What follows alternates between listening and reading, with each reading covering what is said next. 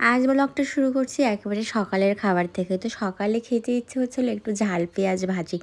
তো ঝাল পেঁয়াজ রসুন একসাথে করে ভেজে নিয়েছি, আর একটা সিম্পলভাবে ডিমটা ভেজে নিয়েছি, আর ভাতটা গরম করেছি কড়াইয়ে, এই জন্য ওরকমটাই কালার দেখাচ্ছে। তো এই ছিল আমার সকালের খাবার। খুব টেস্টি ছিল আর খুব তৃপ্তি করে খেয়েছি। আর এদিকে কিন্তু দুপুরে রান্নাবান্নার গুছানো শুরু করেছি আমি। তো এইদিকে রান্নাবান্নাও শেষ। এই যে এখানে হচ্ছে ডুমুর, আলু আর কাঁকড়া, আর এখানে হচ্ছে পুঁই শাকের তরকারি ছিল, কালকে মাছ দিয়ে রান্না করেছিলাম। আর এটা হচ্ছে আর ছিল শাক দিয়ে, আলু দিয়ে, কাঁঠালের আটি দিয়ে আর কাঁকড়া দিয়ে রান্না করেছিলাম, আর দুধ আর আম। তো এই ছিল আজকে দুপুরের মেনু।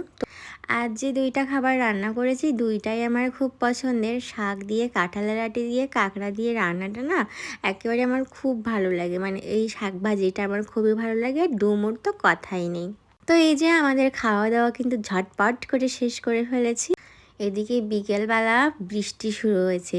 এখন থেকে টিপ টিপ শুরু হয়েছিল, আস্তে আস্তে যত রাত বাড়ছিল প্রায় ঘন্টা দুয়ের মতো মুষলধারে বৃষ্টি হয়েছে।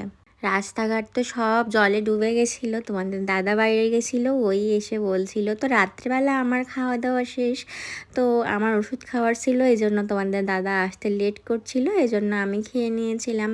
তো ও আসলে ওকে খেতে দিয়ে আমি কিন্তু একটা আম এভাবে করেই খাচ্ছিলাম। আমি যদি আম শুধু শুধু খাই তো এরকমভাবেই খেতে আমার বেশি মজা লাগে। তোমরা এভাবে আম খেয়েছো কখনো? ছোটোবেলা তো খুব খেয়েছি, তবে এখনও এই অভ্যাসটা আমি ছাড়তে পারিনি।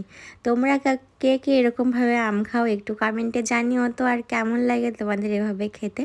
তো দেখা হচ্ছে নেক্সট দিন নেক্সট কোনো ভিডিওতে। সেই পর্যন্ত সবাই ভালো থেকো।